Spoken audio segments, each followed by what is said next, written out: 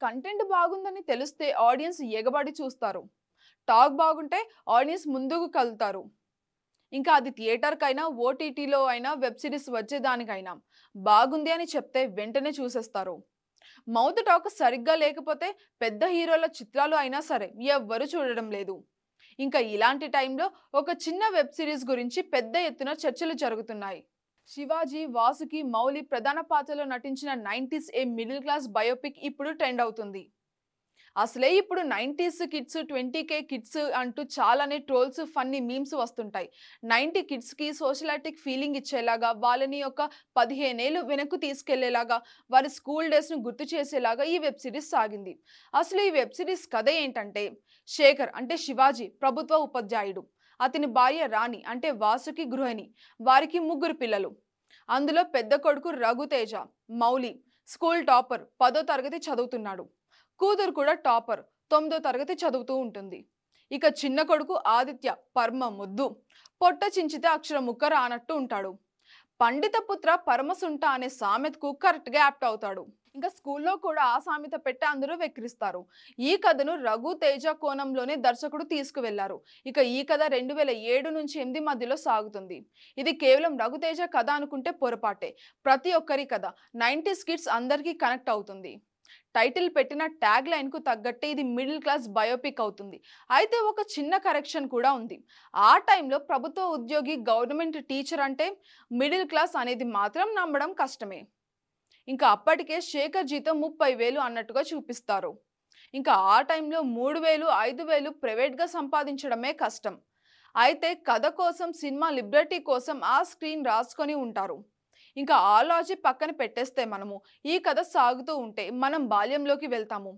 TV చూసేందుకు పడే కష్టాలు, డిష్ కనెక్షన్స్ కోసం పాటలు, రోజు అమ్మ పెట్టే ఉప్మాలు, నాన్న తిట్లు, క్రికెట్ ఆడడం కోసం పడే పాటలు, తొలి ప్రేమ, తొలి చూపులు, తొలి ప్రేమ లేఖలు ఇలాగా అన్ని కళ్ళ ముందుకు వస్తాయి. పిల్లల కోసం నాన్న పడే కష్టం, పడే తపన మరోసారి గుర్తుకు వస్తుంది. అమ్మాయిలు అంటే ఇలానే ఉండాలి, బయటకు ఒంటరిగా వెళ్ళొద్దు, ఇంట్లో మగవాళ్ళు తిన్న తర్వాతే తినాలి అని నమ్మే అమ్మ పాత్ర. కూతురి మీద నమ్మకం, ఒంటరిగా బయటకు వెళ్ళనిచ్చే స్వేచ్ఛ ఇవ్వగలిగే తండ్రి క్యారెక్టర్. కొడుకుకి కూచిపూడి, కూతురికి కరాటే నేర్పించే తండ్రి.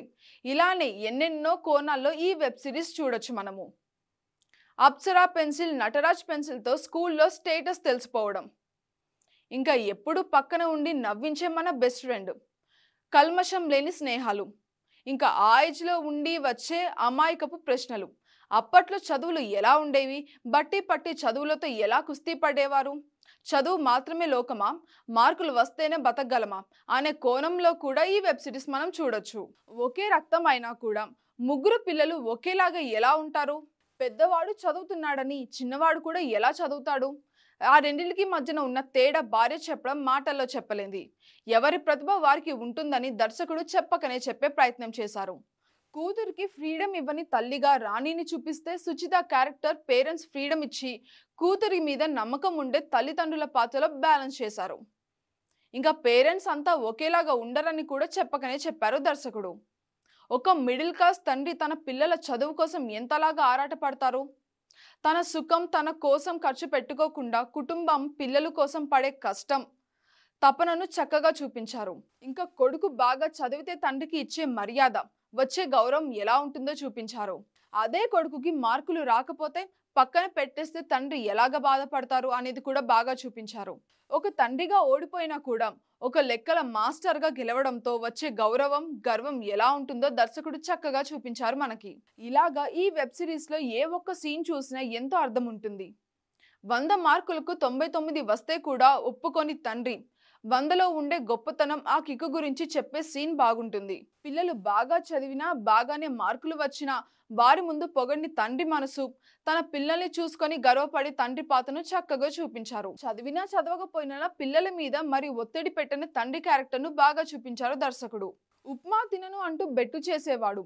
1, 2 మార్కులు తెచ్చుకుంటే ఇంట్లో ప్రవర్తించే తీరుని ఎంతో సహజంగా చూపించారు. అయితే సహజంగా నటించారు ఆ పిల్లోడు కూడా. నవ్వులు, బాధ, సంతోషం, బాధ్యత అలా అన్నిటినీ ఈ వెబ్ సిరీస్ లో చూపించారు. ఇది వెబ్ సిరీస్ కాదు, ఒక జీవితం. జీవితం అంటే అన్ని రకాల ఎమోషన్స్ ఉంటాయి. అలానే ఈ వెబ్ సిరీస్ లోనూ అన్నీ ఉన్నాయి. ఇంకా ఇది మన అందరి జీవితం అనేలాగా ఉంటుంది.